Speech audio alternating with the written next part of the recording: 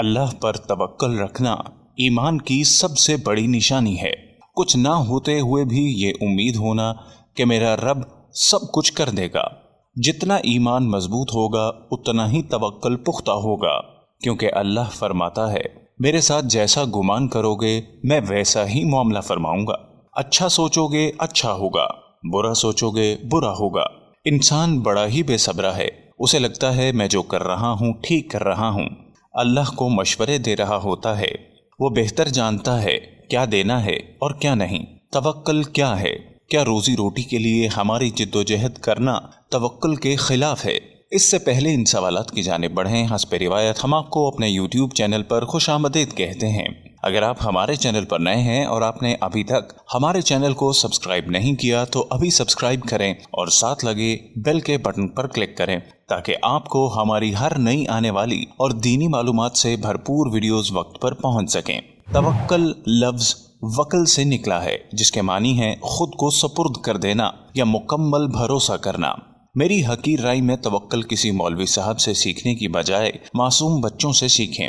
مشاہدہ ہے کہ جب کسی بچے کو کوئی غیر انسان گود میں لینا چاہے تو وہ ڈر کر روتا ہے، شور مچاتا ہے، مگر جب اسی بچے کو اس کا باپ گود میں لے کر ہوا میں کئی فٹ اچھالتا ہے تو وہ ڈرنے کی بجائے خوشی سے کلکاریاں مارتا ہے اور اکثر دوبارہ اچھلنے کی فرمائش بھی کر ڈالتا ہے۔ وہ معصوم بچہ جانتا ہوتا ہے کہ کچھ بھی ہو جائے اس کا باپ اسے زمین پر گرنے نہ دے گا۔ اس بچے کا یہ اعتماد اور بھروسہ دراصل اپنے باپ پر اس کا توکل ہے۔ یہاں اللہ پر توکل کا ایک قصہ بیان کرتے ہیں۔ کسی صابر و شاکر اور عیال شخص کی بیوی بڑی بد زبان اور نافرمان تھی، جس کی وجہ سے وہ صاحب ایمان بڑا پریشان رہتا تھا۔ ایک مرتبہ اس کی بیوی بچوں کو کئی روز تک فاقے کاٹنے پڑے۔ بیوی نے شوہر کو برا بھلا کہا کہ جاؤ اور کچھ کما کے لاؤ۔ اس نیک بخت نے کہا اللہ کی بندی، رات کو شور و غل نہ کر، صبح جا کر کوئی مزدوری کر لوں گا۔ صبح وہ گھر سے نکل پڑتا ہے لیکن کوئی اس سے نہیں پوچھتا، اپنے کام میں لگ جاتے ہیں۔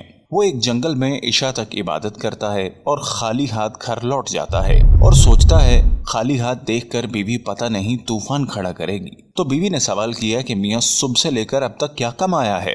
شوہر نے کہا جس کی مزدوری کی ہے وہ بڑا ہی رحیم و کریم ہے، اس نے کل دینے کا وعدہ کیا ہے۔ اس پر عورت جھلا گئی اور کہنے لگی ہمارے بچے چاہے بھوک سے مر جائیں، تم وعدے کرتے پھرو۔ اگلے دن وہ پھر گیا، خدا کی شان اسے پھر مزدوری نہ ملی۔ وہ پھر عبادت الہی میں مشغول ہو گیا۔ جب گھر لوٹا تو پھر وہی سوال ہوا کہ آج دونوں دن کی مزدوری لائے ہو؟ اس نے کہا اس نے کل دینے کا وعدہ کیا ہے۔ یہ سن کر وہ آگ بگولا ہو گئی اور کہنے لگی کل تینوں دن کی لے آنا ورنہ گھر نہ آنا، اور اس کو ایک تھیلی دیتی ہے۔ پھر وہ عبادت الہی میں مصروف اور کسی معجزے کی تلاش میں گیا۔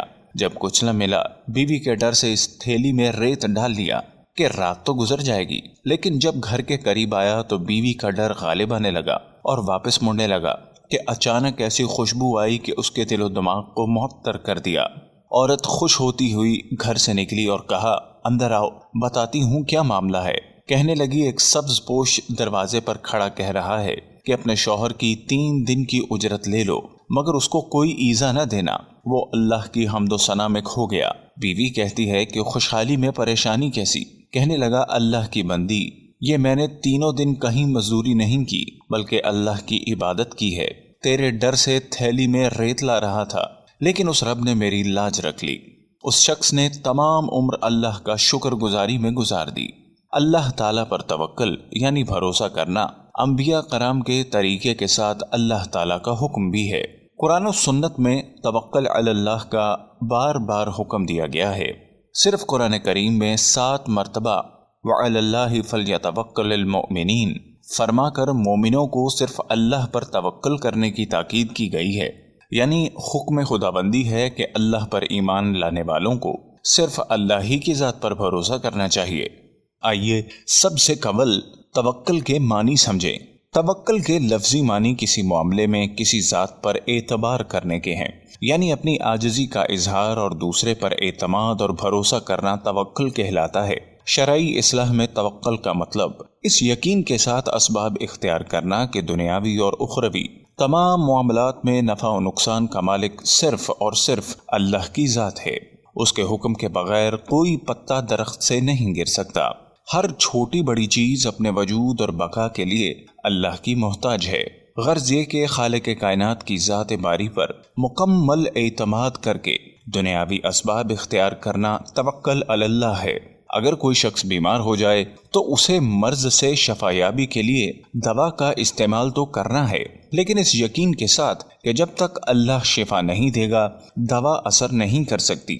यानी दुनियावी असबाब को इख्तियार करना तवक्कल के खिलाफ नहीं, बल्कि अल्लाह ताला का निज़ाम यही है कि बंदा दुनियावी असबाब इख्तियार करके काम की अंजाम दही के लिए अल्लाह की ज़ात पर पूरा भरोसा करे। यानी ये यकीन रखे कि जब तक हुक्म खुदाबंदी नहीं होगा असबाब इख्तियार करने के बावजूद शिफा नहीं मिल सकती। हज़रत मरियम अलैहिस्सलाम ने जब अल्लाह के हुक्म से बग़ैर बाप के हज़रत ईसा अलैहिस्सलाम को जना तो उनके लिए हुक्म खुदाबंदी हुआ कि खजूर के तने को हिलाएं, यानी हरकत दें। उससे जब पकी हुई ताज़ा खजूरें झड़ी तो उनको खाएं। अल्लाह ताला अपनी कुदरत से हज़रत मरियम अलैहिस्सलाम को बग़ैर किसी सबब के भी खजूर खिला सकते थे, लेकिन दुनिया के दारुल असबाब होने की वजह से हुक्म हुआ कि खजूर के तने को हिलाएं। चुनाचे हज़रत मरियम अलैहिस्सलाम ने हुक्म खुदाबंदी की तामील में खजूर के तने को हरकत दी। खजूर का तना इतना मजबूत होता है कि चंद ताकतवर मर्द हजरात भी उसे आसानी से नहीं हिला सकते, लेकिन सिन्फ़े नाजुक ने इस कमज़ोर सबब को इख्तियार किया तो अल्लाह ताला ने अपने हुक्म से सूखे हुए खजूर के दरख्त से हज़रत मरियम अलैहिस्सलाम के लिए ताज़ा खजूरें यानी ग़िज़ा का इंतज़ाम कर दिया। इस वाक़े से मालूम हुआ कि जो भी असबाब मुहैया हों अल्लाह पर तवक्कुल करके उन्हें इख्तियार करना चाहिए। असबाब तो हमें इख्तियार करने चाहिए, लेकिन हमारा भरोसा अल्लाह की ज़ात पर होना चाहिए कि वो असबाब के बगैर भी चीज़ को वजूद में ला सकता है और असबाब की मौजूदगी के बावजूद उसके हुक्म के बगैर कोई भी चीज़ वजूद में नहीं आ सकती। हज़रत इब्राहीम अलैहिस्सलाम को जलती हुई आग में डाला गया। जलाने के सारे असबाब मौजूद थे, मगर हुक्म खुदाबंदी हुआ कि आग इब्राहीम के लिए सलामती बन जाए, तो आग ने उन्हें कुछ भी नुकसान नहीं पहुंचाया, बल्कि वो आग जो दूसरों को जला देती हज़रत इब्राहीम अलैहिस्सलाम के लिए ठंडी और सलामती का सबब बन गई। इसी तरह हज़रत इस्माईल अलैहिस्सलाम की गर्दन पर ताकत के साथ तेज छुरी चलाई गई, मगर छुरी भी काटने में अल्लाह के हुक्म की मोहताज होती है। अल्लाह ने उस छुरी को हज़रत इस्माईल अलैहिस्सलाम की गर्दन को ना काटने का हुक्म दे दिया था, लिहाजा काटने के असबाब की मौजूदगी के बावजूद छुरी हज़रत इस्माईल अलैहिस्सलाम की गर्दन नहीं काट सकी। जो भी असबाब मुहैया हों उन्हें इस यकीन के साथ इख्तियार करना चाहिए कि करने वाली ज़ात सिर्फ़ और सिर्फ अल्लाह ताला की है। हज़रत अय्यूब अलैहिस्सलाम ने जब अपनी तवील बीमारी के बाद अल्लाह ताला से शिफा याबी के लिए दुआ फरमाई तो अल्लाह ताला ने हज़रत अय्यूब अलैहिस्सलाम को हुक्म दिया कि वो अपने पैर को ज़मीन पर मारें। अब गौर करने की बात यह है कि क्या एक शख्स का ज़मीन पर पैर मारना उसकी 20 साल की बीमारी की शिफा याबी का इलाज है?